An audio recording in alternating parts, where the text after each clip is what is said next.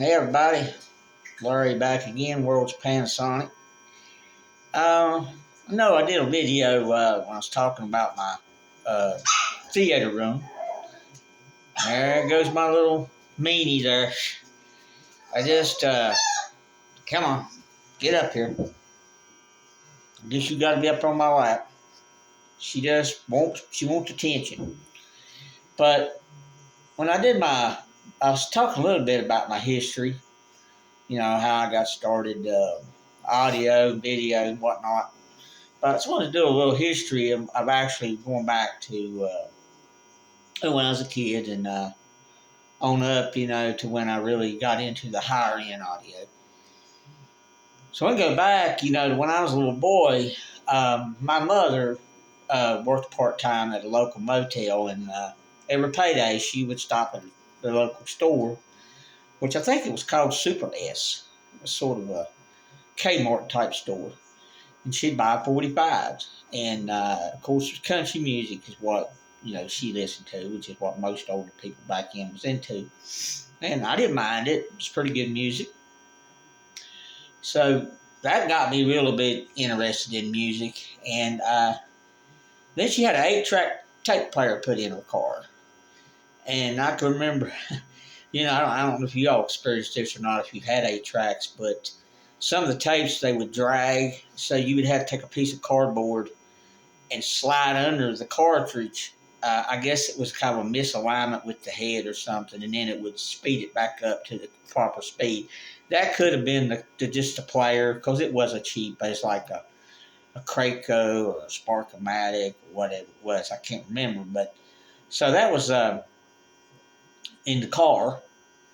And then while I'm about 19 and 82, 81, I graduated in 82.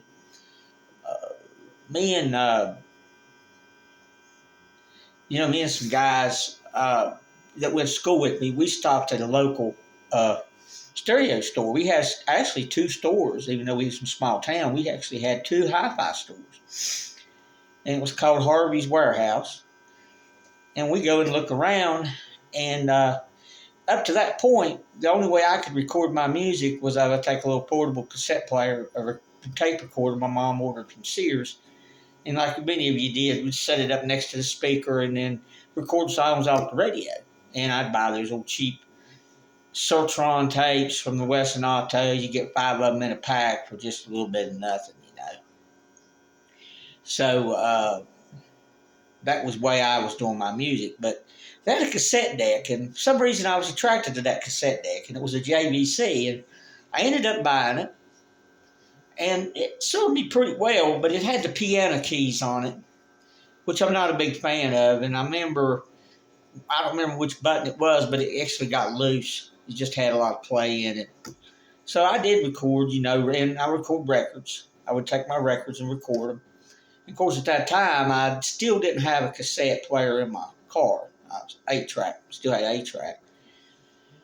So the cassette thing probably kicked in, I think, around 77 or so. I remember one of my teachers at school, and we had and he ended up being the one that was right. I was the one that was wrong, but he had told me he had a cassette player put in his car, and that was a big deal then. And I said, I'll stick with my 8-track, and I was wrong, because 8-track is inferior, to the cassette. And so after I got that unit, I used it, and then, I was in school, and then I graduated, of course, in 82, and everything was pretty much, that's what I used, pretty for a year or two there. I didn't really have a big system or anything. But then around about 1985, my nephew, we had a local pharmacy. And believe it or not, it looked like an old Sears catalog. They had a big catalog, and you could actually order stereo equipment, all kinds of stuff from that pharmacy. And that was kind of pretty cool, And we knew the guy, and we didn't have a lot of money. So he would let us make payments on whatever it was we got. And my nephew ended up getting this Technics receiver, which you never heard of Technics. And so I ended up getting one. And it comes with a little warranty card and all this. And at the top of the card, it said Panasonic, Technics, Quasar, Ramza. And I think it even had Iowa on there. I think that's how you pronounce it. I know there's a whole bunch of different brands that covered that line, you know. Well, it's about the same time I was wanting a VCR. Now, my mom had went to Sears and got me a Beta. It's a Sears brand, but it's a Beta. It was okay, you know, but Beta was just, you could, you know, I just don't know. I just never really liked it that well. I wanted to get a VHS, so go to the pharmacy, and I looked into the catalog, and I see this Panasonic. Never owned any Panasonic products or anything, but they had two models. They had a stereo, and then it had a hi-fi stereo. Now, the stereo model was, I believe I'm trying to remember this right, it was like $520 some dollars. And then the hi-fi jumped up to $800 and some bucks, like $859, $860, somewhere around there. Well, I decided to go ahead and just get stereo. I said, you know, I'll just get stereo. And it was a front-load machine, 4-head. And that machine was great. I remember staying up on Friday nights, recording Friday night videos, you know, on NBC, Channel 6 here local. And, but like an idiot, I don't even know why I did it. I needed some money, and I took it to the pawn shop, pawned it. Never done that since. Only did it that one time. But I ended up losing it. And so then, of course, you know, that was long about the time that I was looking laser discs, and moved into laser disc. Didn't really care that much about VCR after that, you know. I was into laser disc. But back to the cassette thing, along about 87 is when I got my Technics RSB 905 with stereo review. I could go get the article and read it to you. Gave it rave reviews. I mean, they said the Technics, I forget the word they used, for the designers or the men that made it, did an excellent job. They said that you can make tapes that was indistinguishable from the original source. And I remember when I got that tape deck, and I never, believe it or not, one time, the whole time I had it, I never used the bias control or any of that. Just straight record. And still made great tapes, you know. And I used that up until, you know, CDs came out. And thus that's when I went to, got to searching, found a Panasonic CD burner.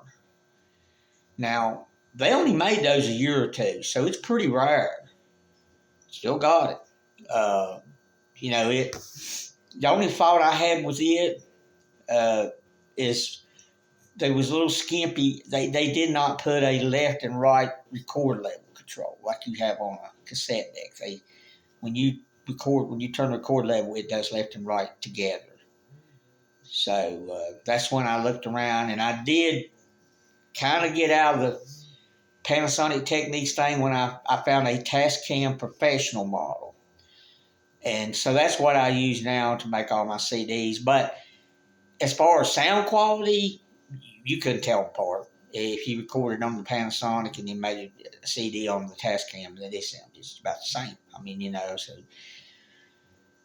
so that's where, you know, that's like I said, I went from 8 tracks to, you know, cassettes and then to CD, and I know a lot of people's into the streaming thing, and I came real close here recently. Matter of fact, I'm getting ready to get another DAC. This will be my third DAC. I was going to get a streamer, but to be honest with you, I don't stream. I mean, YouTube even though it might be compressed according to a lot of people. It's not lossless or any of that stuff, or like CDs and all that. But they have so many remixes and extended versions and all that on there. And I just don't think you could find another service that would offer the range of the music that I like, which is not your average version that you hear on an album, or a 45 version or something like that. It's going to have all these remixes, extended versions, dance mixes, and that's what I'm looking at. So I decided, instead of buying a streamer, because I'm not paying for any more. I pay $13.99, for YouTube, and I hate to do that, but I do that so I don't have any commercials or ads on there to mess my songs up when I'm making a recording. So what I was looking at now is just getting a better DAC. And believe me, man, it's a habit. When you go on YouTube and you start looking at all the videos on DACs, there's so many. And 1 minute they're giving one a rave review, and then another one's getting a rave review. But the one I'm looking at for the money, and I think it's going to work out for me. I currently have a SMSL SU1. It's a little small DAC. And it got really good reviews, like $80. So I used that on my PC, and then it has left and right RCAs that I run over into my preamp in my bedroom, and then from the preamp, from the tape output, you go up to your CD burner. You record an analog, you're not actually recording digital, but you're recording an analog, but it still sounds good. So I was just wanting to I don't know, I'm hoping there's a difference, because I hate to spend the money and not be able to tell the difference, but I think I will. It's going to cost me, actually Amazon and Walmart both have a best price on it for $4.99. And this other DAC, like I said, that I have now, was only like $80 or so. But this one it does have some unique features to it. It has a remote, and so we're going to get that. It's with taxes and everything included, it's a little over $500. So I mean, there's other DACs that's in the same price range, but after I don't know, I've just kind of set my mind on this one.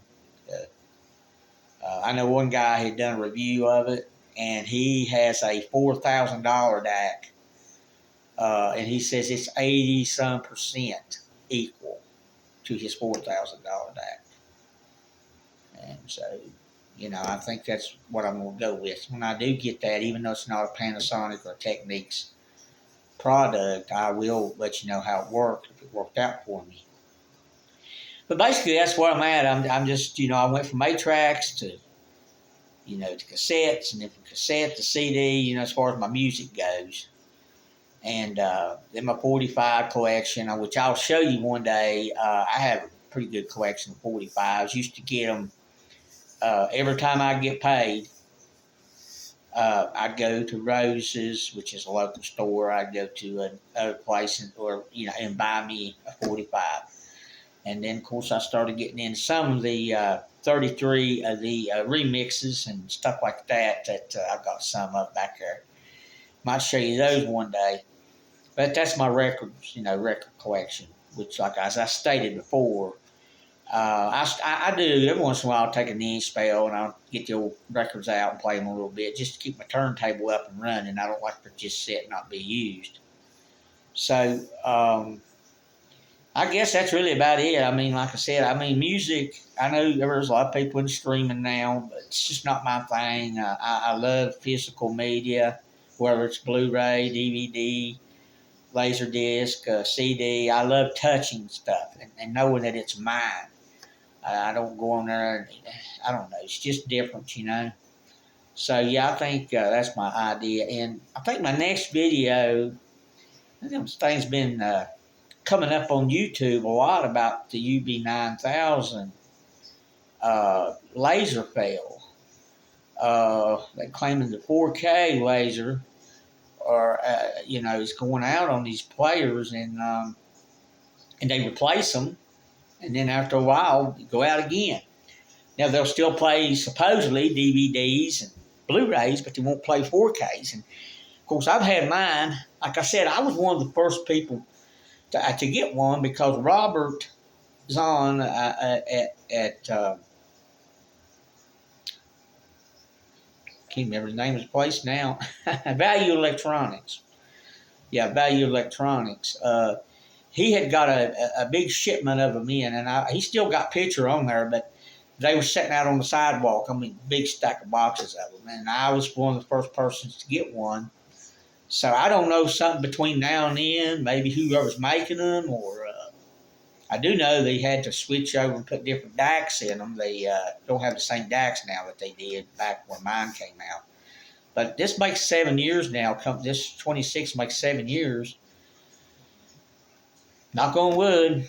Of course, I don't have a 4K TV, but I do buy some 4K discs. And but that's going to be the next video. I think I'm going to talk a little bit about, just to see, because I'll be the first to admit. I mean, even though I'm a Panasonic and Technics man, I don't think when they quit making stuff in Japan and started having it made in Malaysia and China, it's not the same. I mean, the Japanese, they take pride in when they make stuff. And when they make a piece of equipment, I mean, they make it right.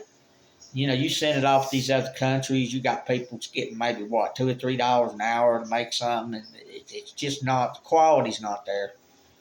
I don't think they will last as long.